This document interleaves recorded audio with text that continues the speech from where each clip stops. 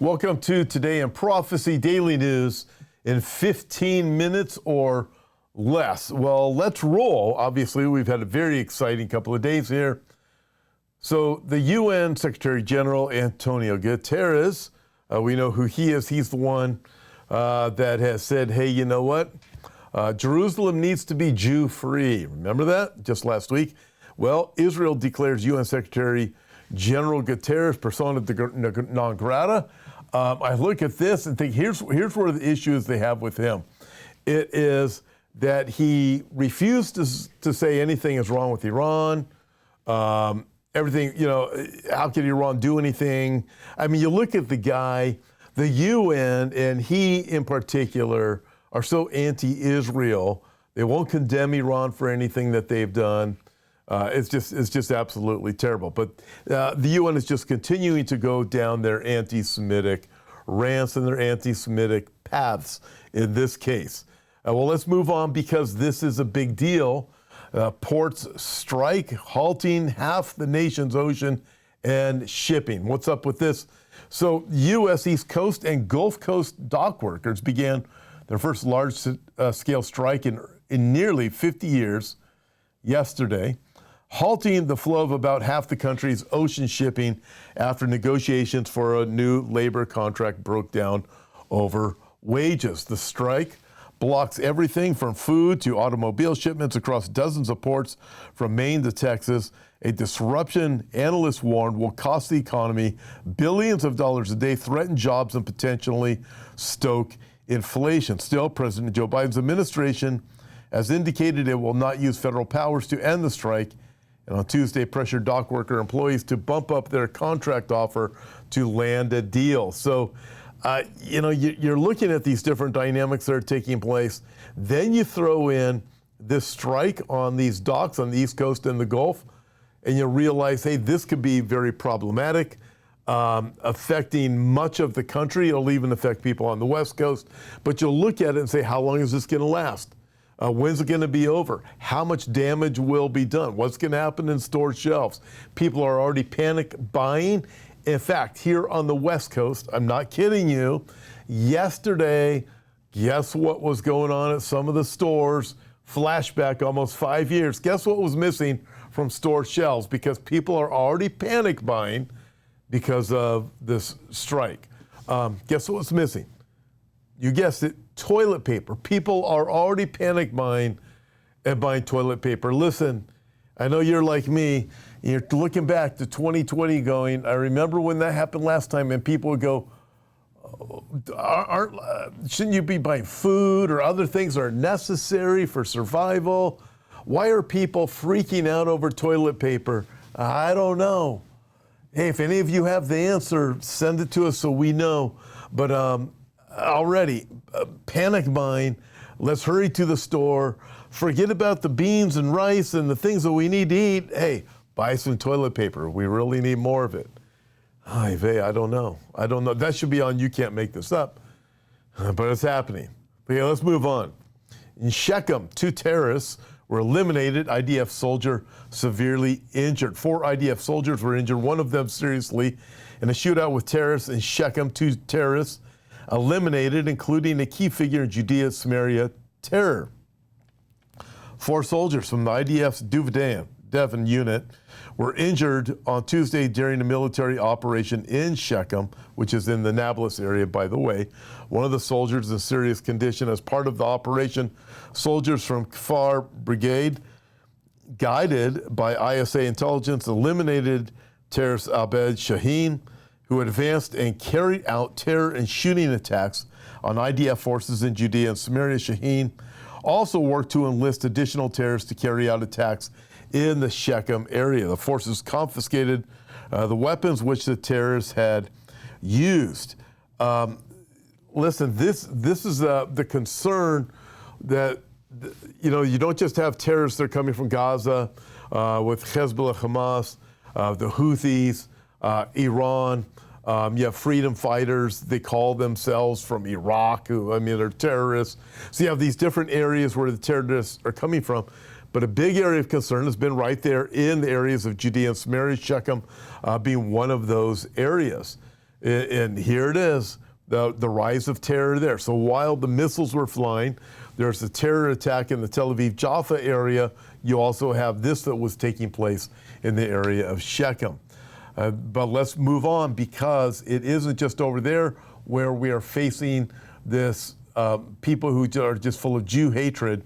Get this, blast shooting around Israeli embassies in Nordic capitals. So we're continuing to see this type of anti-Semitism that's happening all over the world.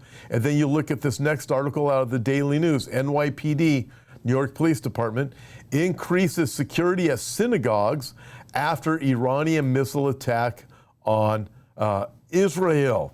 The enhanced deployment of police personnel, which has been in place for weeks,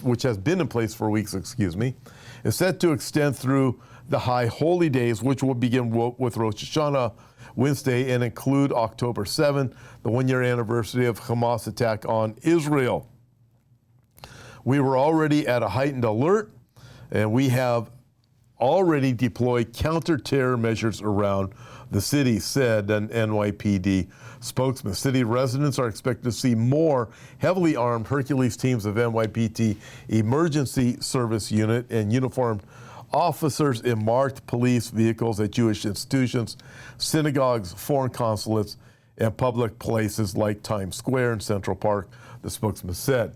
I want to just comment on this because we are seeing an increased activity in anti-Semitism, obviously, and here it is, Iran attacks, and then you start having more anti-Semitism. It starts rising up more and more. Listen, maybe you're part of a church or something like that. If you are, and your church has a security team, one of my friends has suggested, and it's been happening, I know Brandon Holdhouse is actually doing it, getting security teams to go and help out at synagogues on Shabbat, on Saturdays, to protect them. Just be there. Just make yourself available. So maybe you could do something like that if you're part of a church that has a security team. You're thinking, you know what? Here's an idea. There's this synagogue down the street. Let's volunteer some time just for added security for them. Great suggestion.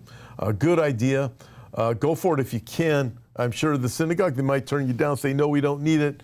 But at the same time, they might say, hey, thank you very much. And it's a great way to extend the love of Jesus Christ. When people say, why are you doing this? Hey, you know, I understand the Bible. We are here. We support Israel. We stand with Israel. And this is wrong what's happening. We want you to be able to feel protected and know that we love you. And we come in the name of Yeshua. By the way, Jan Markell's going to join me on October 7th. That's Monday. We're going to be talking about the memorial. It'll be a year anniversary from the attack of Hamas going from the Gaza area, and which began all what we have going on right now. By the way, don't forget, the terrorists named that attack on October 7th. They named it the Al-Aqsa Flood. Why is that? The Al-Aqsa Mosque is the mosque on top of the Temple Mount, and they recognize it as it's Jerusalem. All of these things going on, it's really about Jerusalem. So hence, October 7, the Al-Aqsa Flood. So Jan Markell's going to join me on October 7, a memorial. We're going to be talking about that and a few other things. Jack Hibbs is going to join me the next day, October 8th. And then don't forget this too, Naftali is going to be joining me on October 13th. Mark your calendars.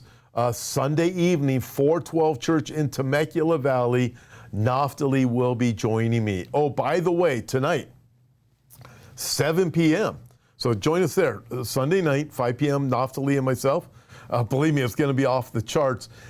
Tonight at 7 p.m., if you can make it. Also at 412 Church, Eric Stackelbeck is going to be there with Pastor Tim Thompson.